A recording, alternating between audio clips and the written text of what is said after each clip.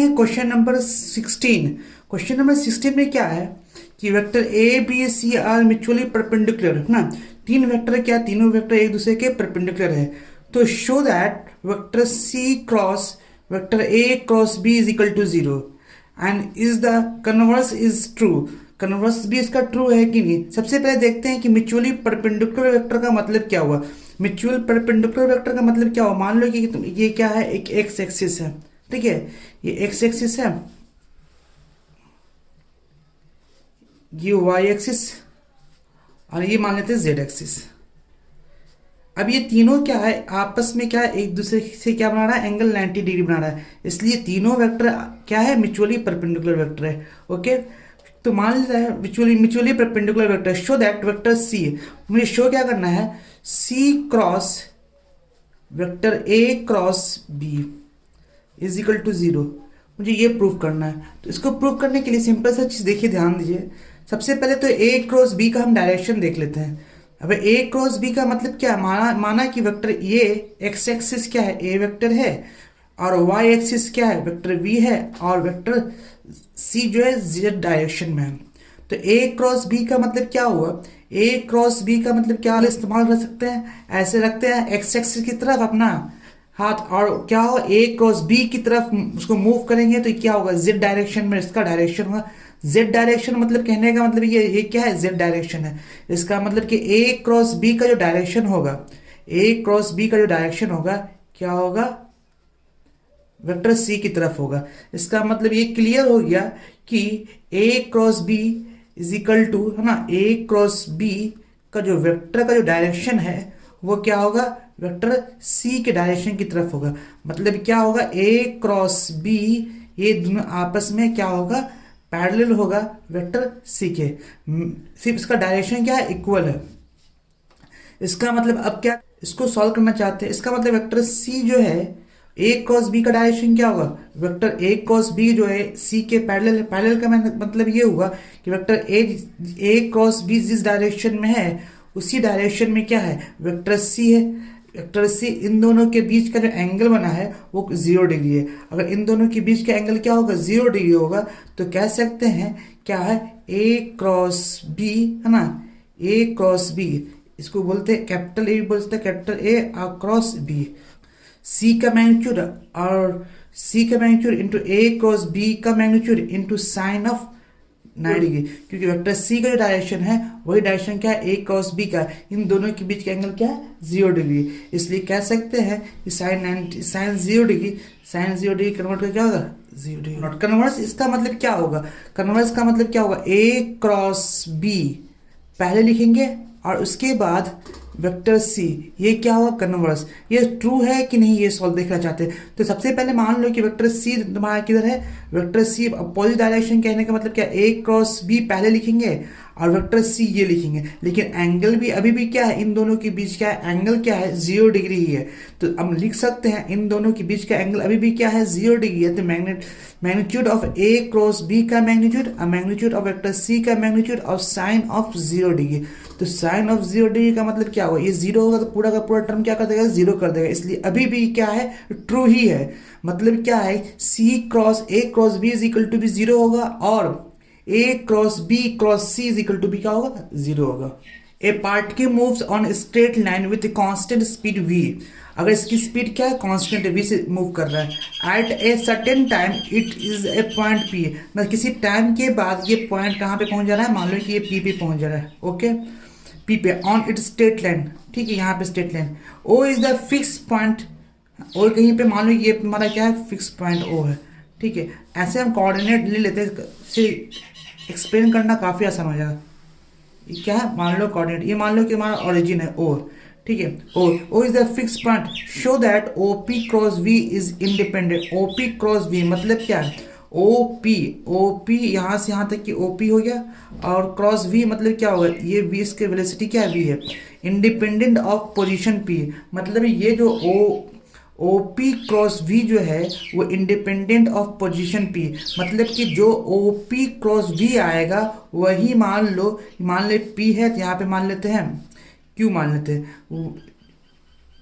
जो ओ P cross we आएगा वही ओ क्यू क्रॉस वी भी होगा, या ऐसे भी बोल सकते हैं, या यहाँ पे मान ले P Q R, R point मान लेते हैं यहाँ पे, तो आर पॉइंट की भी वेलोसिटी, स्ट्रेट लाइन की वेलोसिटी क्या होगा, वी होगा। मतलब ये भी कहने का ओ आर क्रॉस वी, ये तीनों क्या होगा, आपस में बराबर होगा, मतलब कि पोजीशन से इंडिपेंडेंट होगा। पोजीशन कहने का मतलब क्या है कि Q position, P position and R position, ये तीनों पोजीशन से क्या होगा, इंडिपेंडेंट होगा ओ पी क्रॉस वी। हम ये देखना चाहते हैं, ठीक है।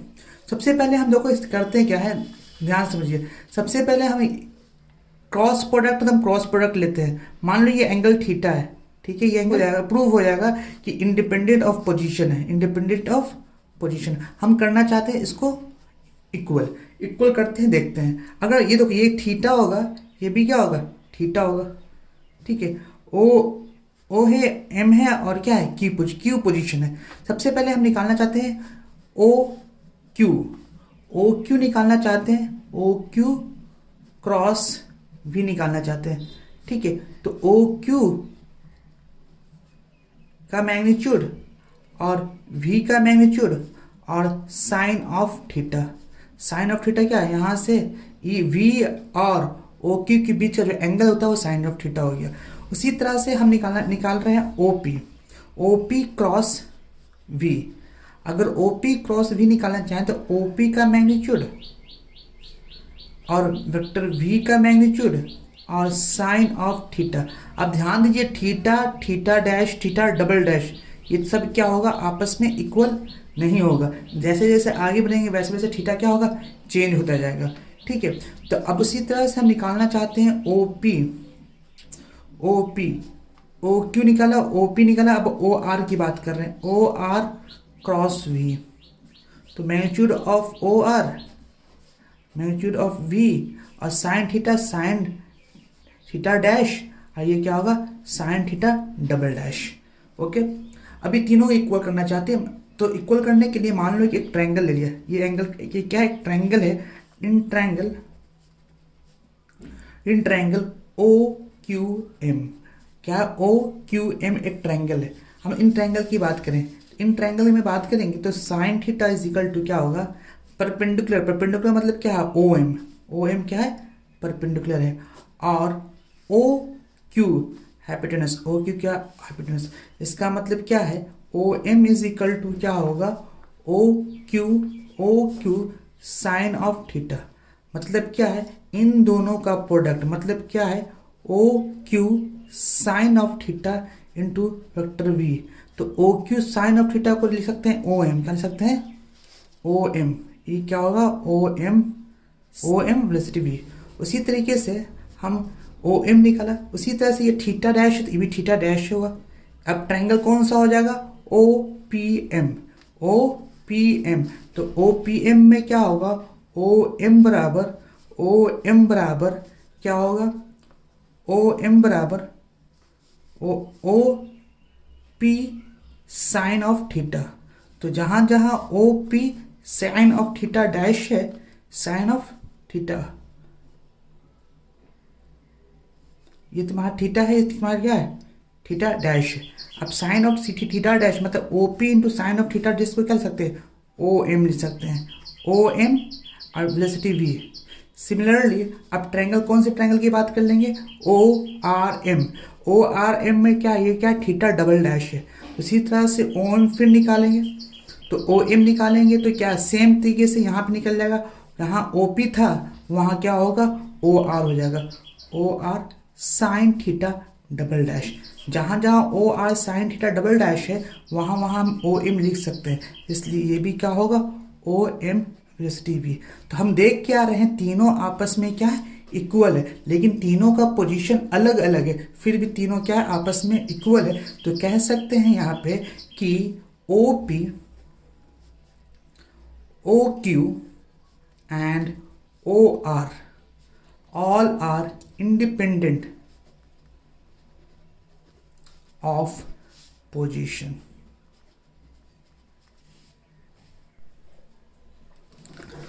अब देखते हैं क्वेश्चन नंबर 18।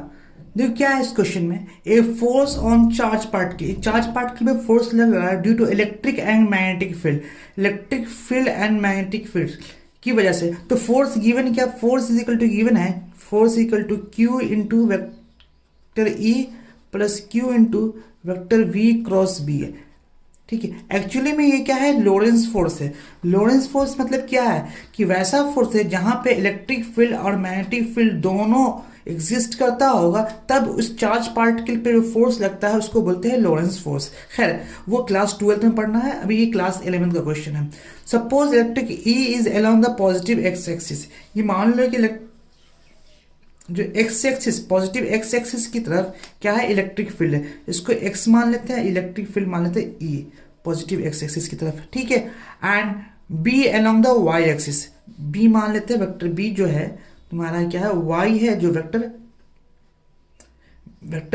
बी जो है वाई डायरेक्शन में। And what the direction and with what the minimum speed we should be positive charge particle be sense so that net force on its zero. मतलब ये कि अब इस चार्ज पार्टिकल मान लो कि यहीं पे कहीं पर रखा हुआ है, इसको किस तरीके से फेंके ना, किस तरीके से फेंके तो इस चार्ज पार्टिकल पे टोटल फोर्स जीरो हो जाए। तो देखिएगा, ध्यान से समझिएगा, फोर्स जो लगेगा, जैसे चार्ज पार्टिकल है इस पर दो तरह का फोर्स लगेगा। पहला फोर्स लगेगा इलेक्ट्रिक फील्ड की वजह से, तो इलेक्ट्रिक फील्ड की वजह से जो फोर्स लगता है उसको बोलते हैं force into force is equal to, ये कहाँ इलेक्ट्रिक फील्ड की वजह से। और उसके बाद अगर इसको मैग्नेटिक फील्ड भी यहाँ पे एग्जिस्ट कर रहा है, इसका मतलब ये मैग्नेटिक फील्ड की वजह से भी आज पे फोर्स लगेगा, force equal to Q into V cross B. इन दोनों को ऐड करने के बाद लॉरेंस फोर्स आता है। खैर अब देखिए क्या है कि अब मुझे क्या चाहिए, नेट फोर्स जीरो चाहिए। नेट फोर्स जीरो कहने का मतलब इस चार्ज पार्टिकल के पास कोई फोर्स ना लगता हो, कोई फोर्स मतलब कहने का मतलब ये हुआ कि फोर्स क्या होना चाहिए, जीरो होना चाहिए। हम कर देते हैं फोर्स जीरो। फोर्स जीरो मतलब क्या हुआ कि ये तो मान लो लॉरेंस फोर्स जो लग रहा था वो अब जीरो है, Q into vector E plus Q into vector V cross vector B is equal to zero कर दिया। इसका मतलब क्या, Q into vector V vector B minus sign of vector E, Q Q cancel out, V cross B is equal to minus electric field E. अब यहाँ पे देखना है वी, तो वी का जो डायरेक्शन है, वी का जो डायरेक्शन है मुझे नहीं पता है वी का डायरेक्शन कितना, किस डायरेक्शन में, मान लिया कोई एन डायरेक्शन, लेकिन बी का जो डायरेक्शन है मुझे पता है वाई एक्सिस, मतलब क्या होगा J cap plus sorry is equal to minus sign of E cross I का डायरेक्शन, ई का डायरेक्शन कितना है, ई का डायरेक्शन आई कैप, ये हो गया। अब देखो v क्रॉस बी, हम यूनिट वेक्टर जो भी इसका डायरेक्शन है उससे मल्टीप्लाई कर रहे, ये दोनों मैग्नीट्यूड एक तरफ इकट्ठा कर लिया, अब क्या कर दिया, n cross j is equal to minus E cross vector I cap, vector I cap. अब देखो क्या है कि n क्रॉस j है, n क्रॉस j जो है माइनस आई की तरफ है, माइनस आई मतलब इधर लिख देते माइनस आई, तो n क्रॉस j माइनस आई कब होगा, देखो ध्यान से हम समझते हैं। n क्रॉस जो j है वो माइनस आई की तरफ कैसे होता है, आई वेक्टर j वेक्टर और ये क्या है k वेक्टर। ठीक है, आई क्रॉस j करते हैं तो k आता है, आई क्रॉस j करेंगे तो क्या आएगा। जब हम क्लॉकवाइज मूव करते हैं तो पॉजिटिव लिखते हैं, उसी तरीके से हम क्या जे क्रॉस के करेंगे, जे क्रॉस के करेंगे तब भी क्या होगा, आई आएगा। बट हम इसको रिवर्स जाएंगे, रिवर्स मतलब क्या है, एंटी क्लॉकवाइज। एंटी क्लॉकवाइज कहने का मतलब के क्रॉस जे, के क्रॉस जे, के ये क्या एंटी क्लॉकवाइज है, तो के क्रॉस जे जो होगा वो माइनस आई की तरफ होगा, ये माइनस आई। इसका मतलब ये कि ये कुछ नहीं, ये एन कैप जो होगा के कैप रहा होगा। इसका मतलब ये क्लियर हो गया कि वेक्टर बी जो है ना, के cross J, K cap plus J cap is equal to E vector minus I cap.